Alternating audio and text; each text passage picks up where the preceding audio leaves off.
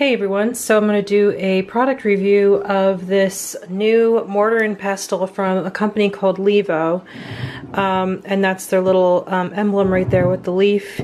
So what your kit comes with is this mortar and pestle, which is very heavy. It also comes with one of these food container tops, which if you've never seen one of these before, the whole idea behind this is that it creates a suction where sometimes it's strong enough to actually pick up the bowl. I really doubt that it would be strong enough to pick up this bowl though. Oh wow. See, it's not really picking it up, but as you can see, it's sealing this tightly. And I don't really know in what situation you would want to use this unless you were making something like sun-dried tomato pesto or something like that. It's kind of like a paste that you want to keep in the bowl. But for me personally, I wouldn't keep anything in this. I would just take it into a food container. I pulled this out just to give you an idea for size comparison. This is a mortar and pestle that you can get from IKEA. And there's the grinder. So the grinder is, you know, it's a little bit wider in the bottom, but it's not exactly the best one you can use for large amounts of cooking. Honestly, I think this is more of a decorative thing. It's not really for aspiring chefs or foodies. My brother got this because he wanted to make some things with this. I don't think he actually ended up using it. But that's just a size comparison. This Laevo one is like double the width almost of this IKEA one. So I'm gonna put this to the side. And when I got this in the mail, I wasn't really prepared with a recipe of anything that I wanted to make since I did receive this as a review product.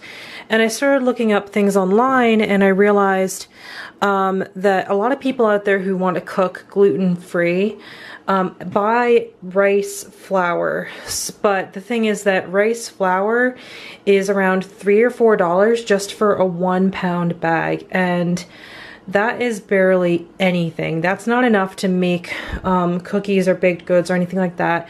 So if you're trying to eat gluten-free and you want to have baked goods, it's going to be really expensive for you to make rice flour. So I looked up a recipe of how to make your own rice flour.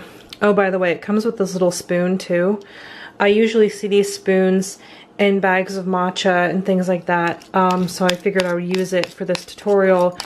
I looked up a recipe for rice flour on the internet, and they recommended soaking the rice for 6 hours in cold water. I've been letting it soak for about 4-ish, 3 or 4.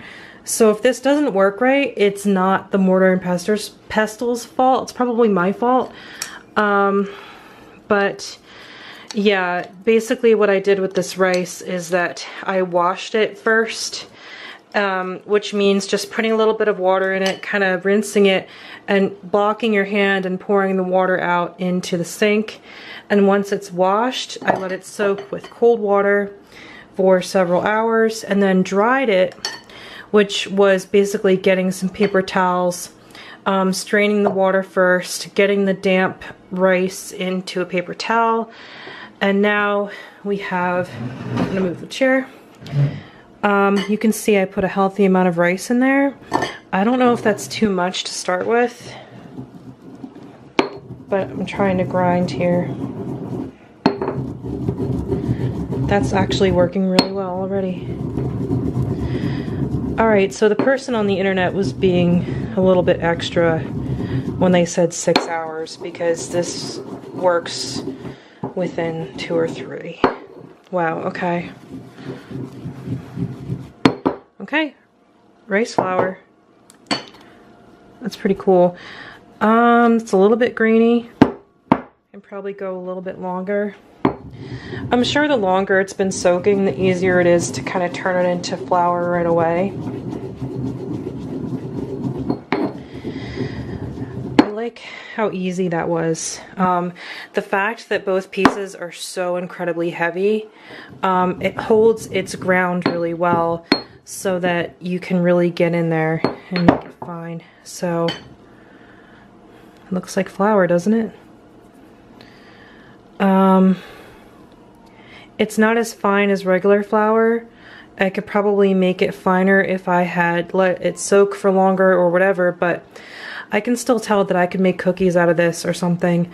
When you get big batches of rice, it's a lot cheaper to just get a large wholesale bag of rice and then make your own rice flour if you want to be gluten-free. There's plenty of other things you can do with a mortar and pestle. It's usually good for people who are gardening and they make their own herbs.